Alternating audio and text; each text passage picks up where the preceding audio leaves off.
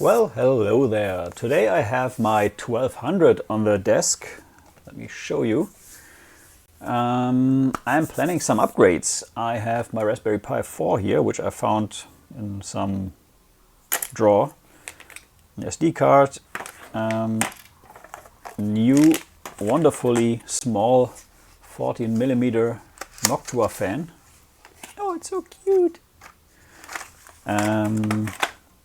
Few bits and bobs, new bottom cover, and the star of the show, which I didn't build but buy, which is the PiStorm32 Lite for the 1200.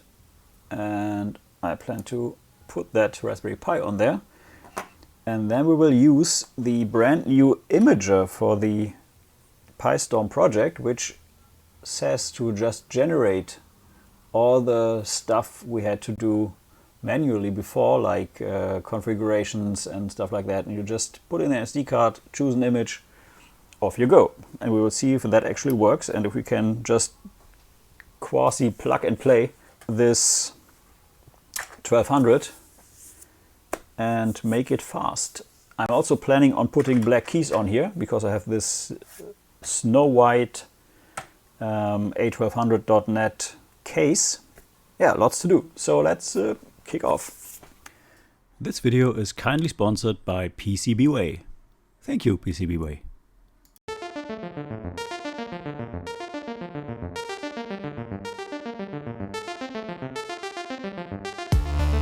First, we have to assemble this right here, and that's actually these thermal pads, and we have to remove the plastic cover on this.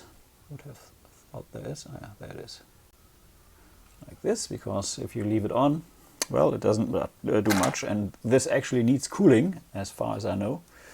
So yeah, then you go and you connect the Pi from the underside. So this is the top, and you just go and you plug your Pi, these contacts, which are a bit bent in my case, because I had that Pi for different purposes, and you just put it in these contacts and push. That should pretty much do the trick. Yeah, it looks pretty much spot on. And then you have such a little sandwich here, because this actually goes in like, I think this, in the 1200. You need one of these trapdoors if you are using the Pi 4 that sits like, I think this, and it gets some active cooling because we are putting the fan in here. So I 3D printed this. I put a link in the description below, but we need to fasten this with these things here, and I have the documentation for this. And this is for the PiStorm 500 and the 1200, and it should look something like this. Let's see. There are actually screws, and there are screw posts here, here and here, and you screw them in from the bottom, and you have to put these little rings between the Pi and the board, and then you have to put this on top somewhere. We will see. We will see. Let's check out. Let's check it out. So we have 3 of these posts, 3 screws, and this thing here. And these are, of course, not Phillips head screws, but Torx T6H. That goes over here as a protection piece. So we need that post, in there, but we also need the second post in here. Then we put this on top, and then we screw it in. It should work just the same, and it does. So now we have these contacts covered, which I think is the whole purpose of this plastic thing. And we go and put the screw in here. That's the build of this card. That was, well, straightforward enough. So now we can theoretically put this into the 1200, but we have to put an SD card in. So let's go and let's prepare the SD card first, and then we go and see what goes. So now we go to, so that's the URL we go to, I think. Yep, there's the Imager. I think we have to download this. I thought this was purely browser based, but it's not. Let's open this, let's unpack this here. Okay, so we just need to start the command with administrator. So we go to start as admin.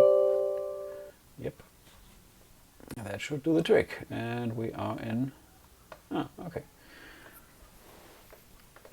Acknowledge and continue.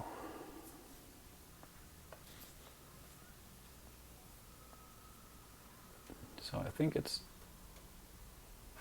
downloading stuff. So it might actually take a while for the EMU68Imager to show up after you start the script, so be patient.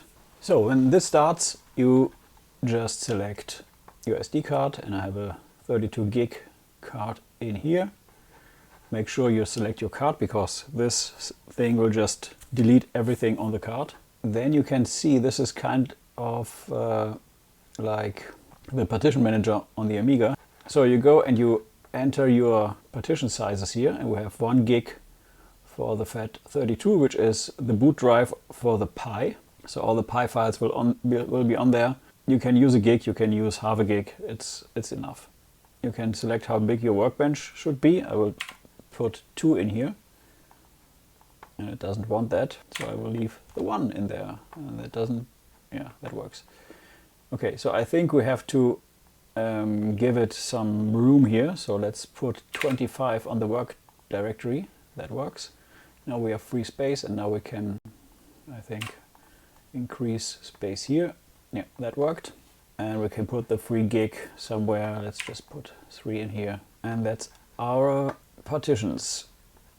Now you have to select which operating system you want to be installed on this, because the Imager not only produces all the files and the HDF files and stuff like that, it also installs the complete operating system, the Amiga OS. And you can select which version you want. And I go with the 3.2.1.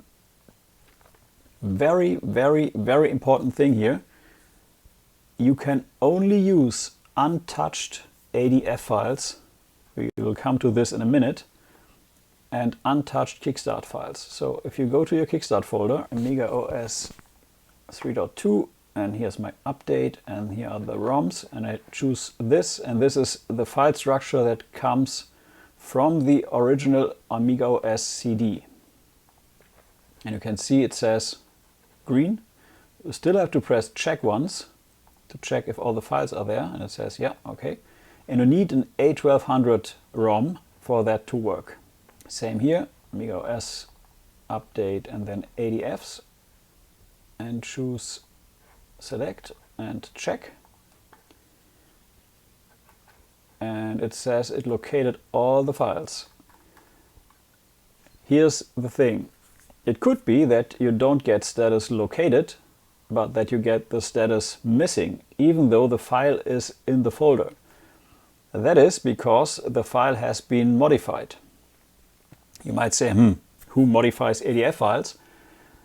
Thing is, if you have ever used your existing folder with ADF files to install on an Amiga using WinUAE, stuff like that, that file will be changed. So the ADF file will be changed because the disk will be changed, because if you use the hard disk tool on the Amiga and you select, say, the driver for an SD card, this will be written to disk, and the checksum of this disk will be different than what the EMU68Imager expects. So you have to put the original untouched files from the CD in a folder and use these here, or it won't work. It will just say file missing, and you can't run the tool. This will always be red because it says missing files. That is that. So now we have the operating system. Then there's this transfer folder. EMU68Imager creates two folders. One is the tools folder, which contains stuff like sysinfo and directory opus, and it creates a second folder called programs, and you can put your own programs in that folder using this imager by just selecting a folder on your hard drive here, which contains the programs and files you want to have copied into this programs directory. So I don't have that, so I just leave this blank, put some LHA files on there, and it will do that. This imager will also install WHD load, and you can put your WHD load games in a folder and select this here, and it will copy all this stuff onto the programs folder. Make sure that your workbench drive is big enough for all the stuff you put on there. You have different options down here. You cannot install the packages which are up here, and we don't want to do that. You cannot write an SD card, but can just create an image file if you don't want to do this now. And you can delete all files from the working folder. We don't do this either. Then you can go and you can select the screen mode for the Raspberry Pi to output. This is not the resolution of the workbench, as I thought in my first attempt to do this.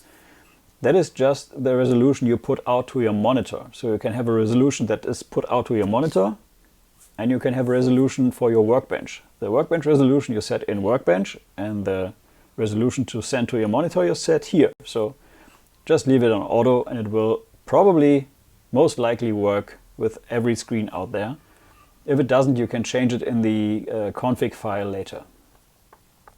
If you want to set up your Wi-Fi, because yes, it also sets up Wi-Fi, and it installs a browser, and it installs Roadshow, and all the stuff you need to go in the internet, you put your SSID here and your Wi-Fi password. Okay, let me put in my Wi-Fi stuff here. So my Wi-Fi network is called Arschclown, which is German for ass clown, and I will not tell you what my password is. And run tool, and we just go and run, and that takes a while, especially on the first try, because it downloads stuff and puts it somewhere and unpacks and does stuff. Yeah, so we leave this running, and if it's done, we come back and we have a ready-made SD card to use on the Raspberry Pi inside the PiStorm32 Lite. Okay, the tool has now completed, and you can close the terminal window. Great. So we should have our SD card here, and yeah, it's actually this one here. And yeah, you just put it into your Raspberry Pi and boot it. Let's do this. Grab the disk, put the card in, open the Amiga, which already has this rastered cover. Let's plug this in, so the card goes in like this. Push hard. As you can see, if I try to put this on here, that won't quite work. So that is why this exists. Like this actually. Yeah, that should work. It's still sticking out. I'm not sure if that is enough to make this happen. No risk, no fun. Let's put this trapdoor in without the fan. Oh, that actually fits quite nicely. Yeah, I know it's black, but you will never see it, so never mind. Question is, do we need, will it use RTG from the start, and will we need HDMI on the Pi to actually see an image, or do we not? We will see. Let's see.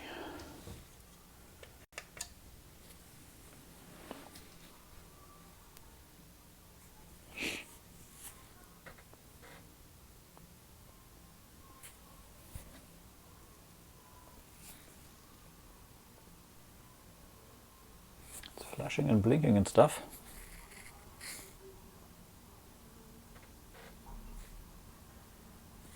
It's rebooting.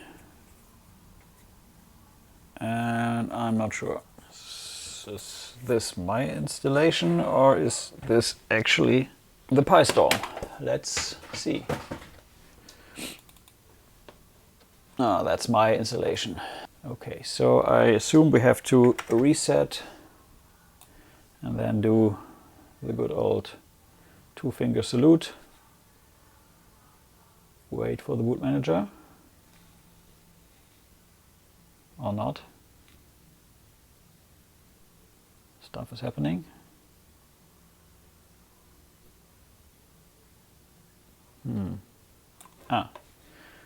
Boot options. And there should be SDH0. And let's use this. And engage.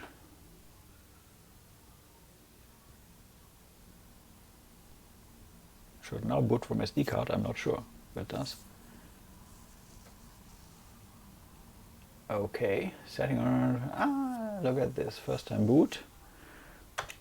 Do it. Country and time zone. I'm in Germany and my country is also Germany.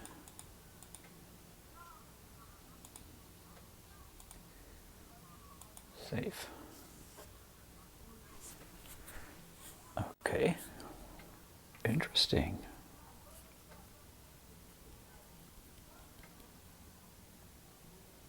Positioning icons. Well, that takes a while.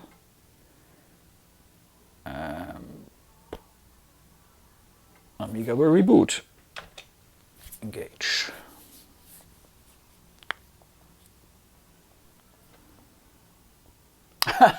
And booted into my disk again. No. So I think the best way to do this is to remove your internal CF card or hard drive, whatever you have, and then it should auto boot into the PiStorm thingy. I will do the two-finger salute again and select the other disk. Good. SDH0. I think we can't set this as a default. Let's boot.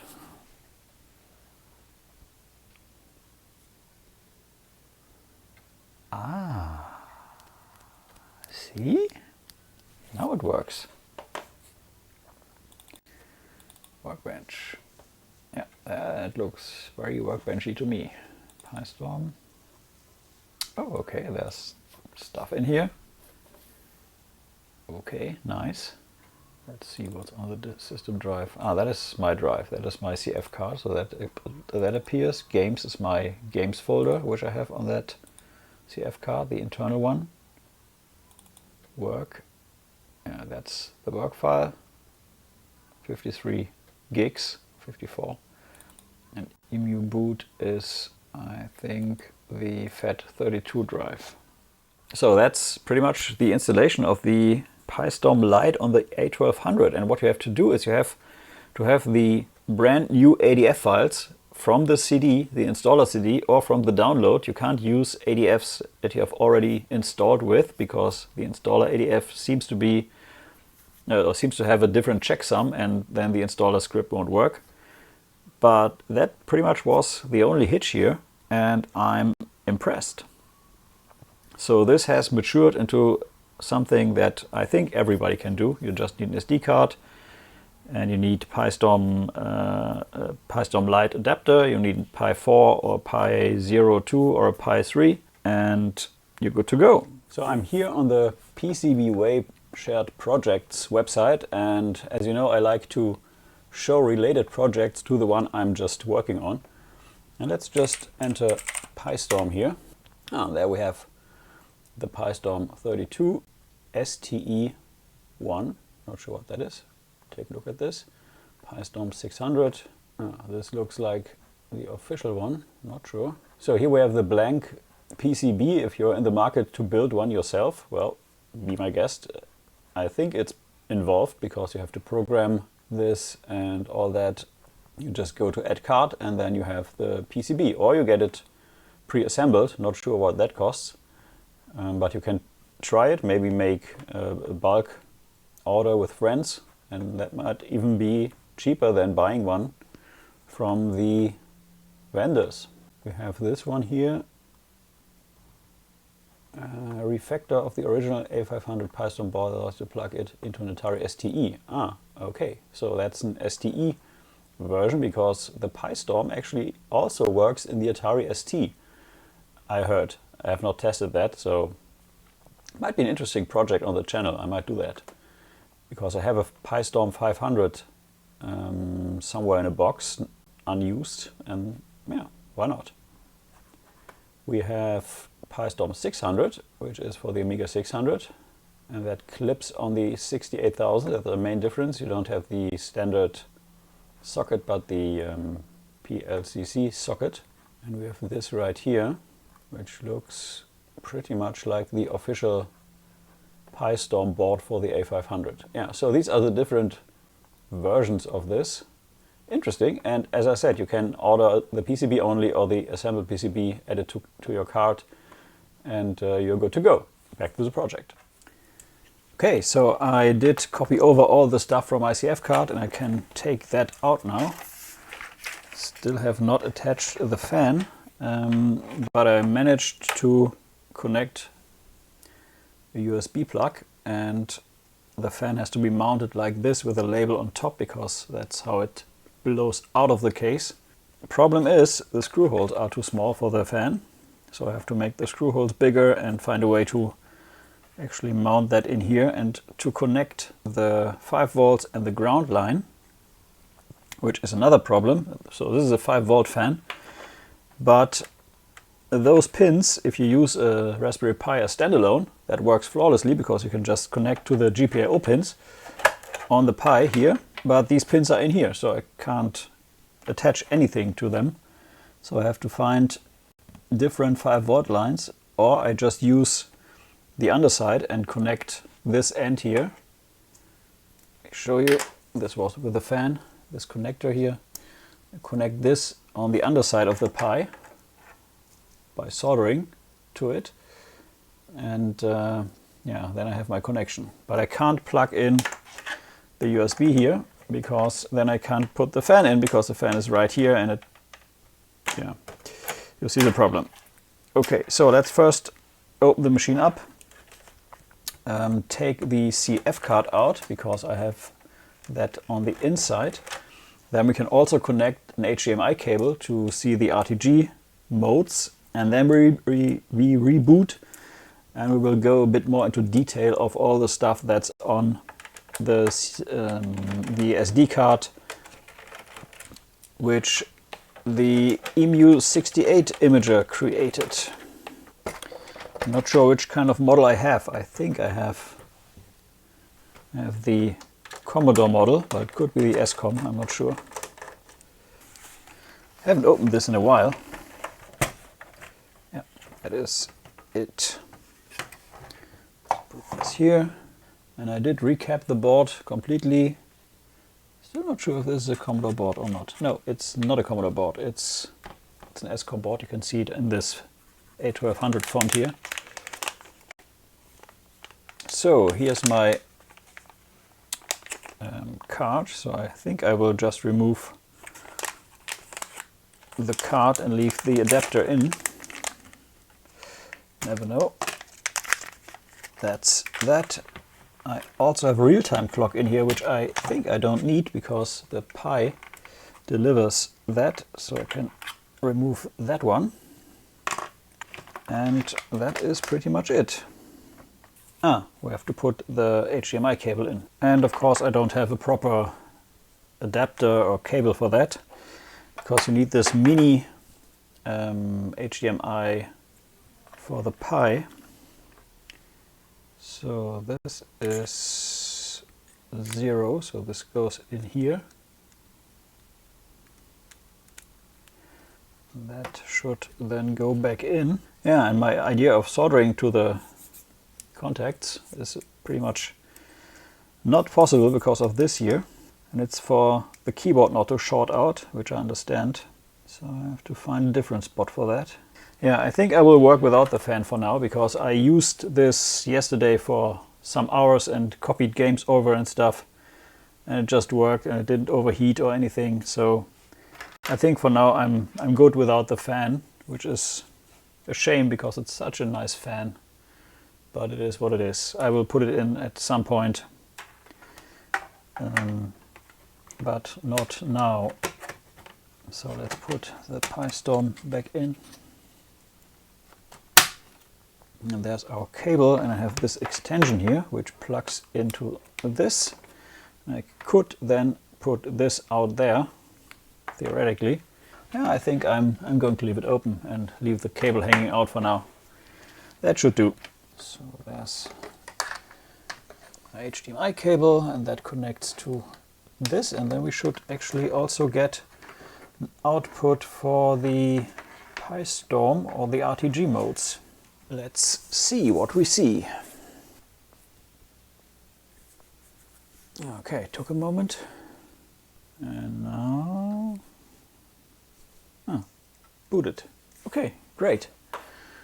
So we have that.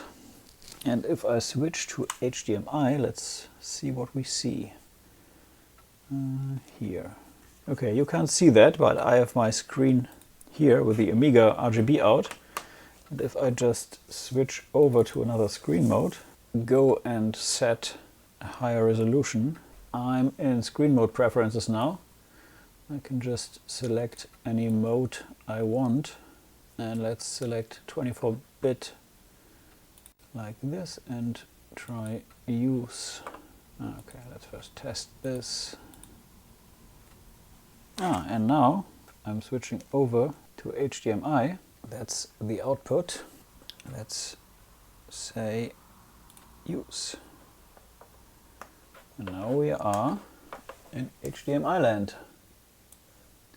So output is now over HDMI. I just get a gray screen on the RGB. So this works well, I think, for as long as you are not planning on starting a game, because if you start a game it will automatically go back to the RGB, so you have to have some kind of switching. But what you can see is that you have full chip mem now, because all the graphics and stuff is going via the PiStorm. Since we are here, let's check out what's on the drives. So let's maybe start with, GFA is my GFA basic, which I was programming in back in the day. We have the standard utilities drive. This is standard workbench stuff. We have devs, expansion, and we have a PiStorm folder. And in here you have all the PiStorm tools. I would have to look up what all this is. This here is for Roadshow, so that you can actually go into the internets. If we click on online, it says starting Wi-Fi. Not sure if it works. I've not tried it yet.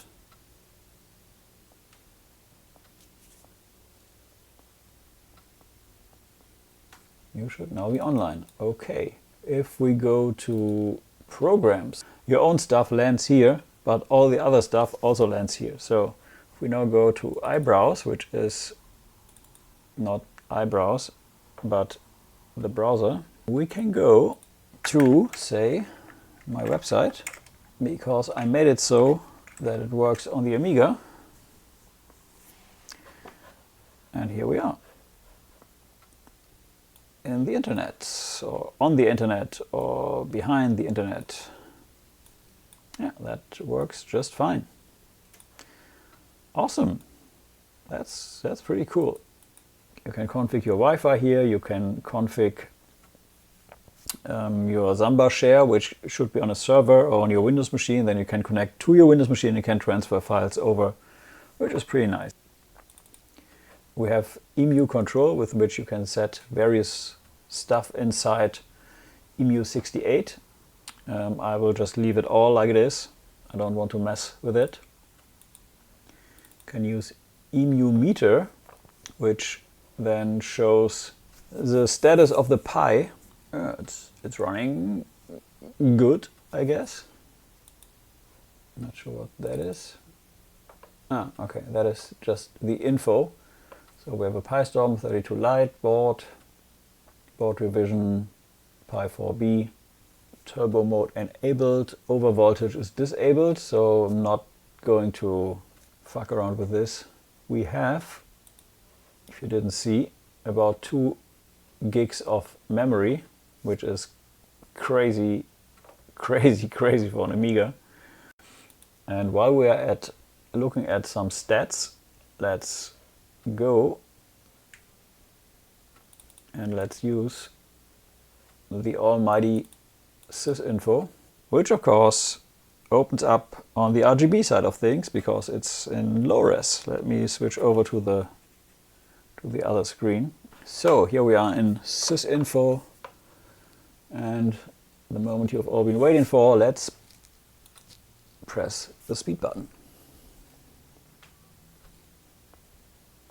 And it is about 1283 times faster than your standard Amiga 1200, or 85 times your standard A4000 with an 040, which is just crazy. And it says clock not found, not sure why. I think I have to set the clock for that on the Pi side, so that I can actually read the clock and use it here. Okay, and we are back in RTG land. Okay, yeah, there's miscellaneous stuff on here. A text editor, the Picasso drivers, MUI menu, libraries, AMI speed test, directory opus, and Roadshow, and the SSL for the internet browser.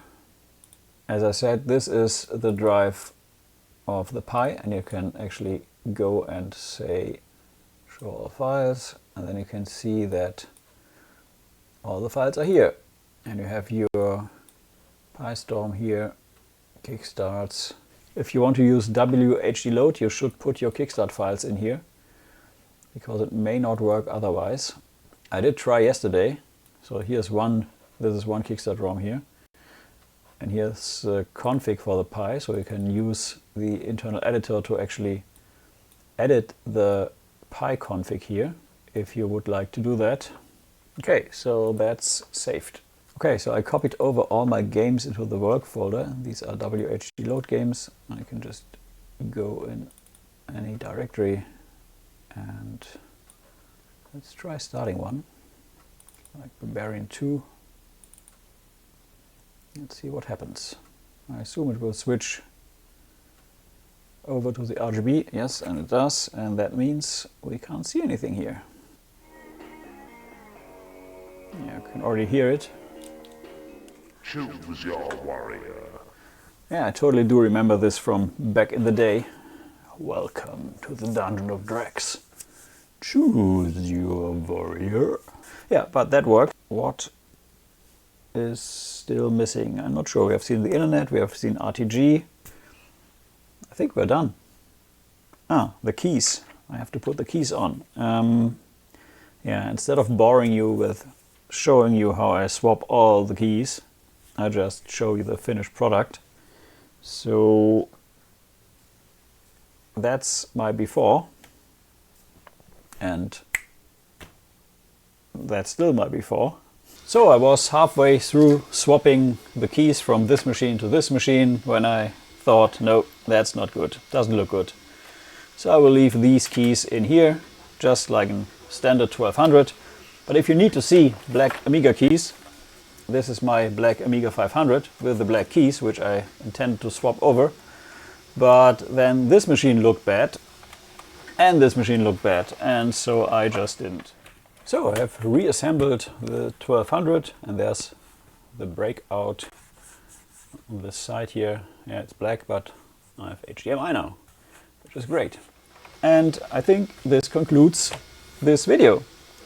So as always, thank you for watching, and if you have any questions about the PiStorm32 Lite, let me know in the comments below. By the way, the EMU68 installer also works for the A500 version, all the other versions out there, so it's not just for the 1200. That's pretty much it, I guess. In the background, my 3D printer is printing my little bracket for the HDMI out, and then I will be good to go.